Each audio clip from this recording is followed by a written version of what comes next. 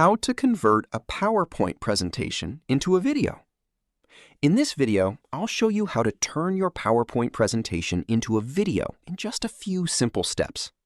Start by opening your presentation in Microsoft PowerPoint. Once your file is open, click on the File tab in the top left corner of the screen.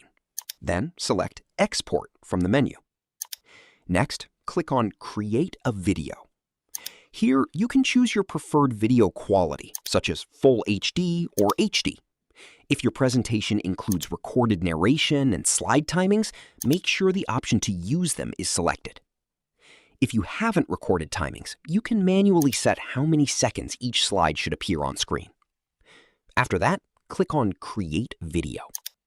Choose a location on your computer where you'd like to save the file, enter a name for your video, and click Save. PowerPoint will now begin converting your presentation into a video. Once the process is complete, you can play, share, or upload the video, just like any other video file. That's it! You've successfully converted your PowerPoint presentation into a video. If you find this video informative, click on like, share, and subscribe for more videos.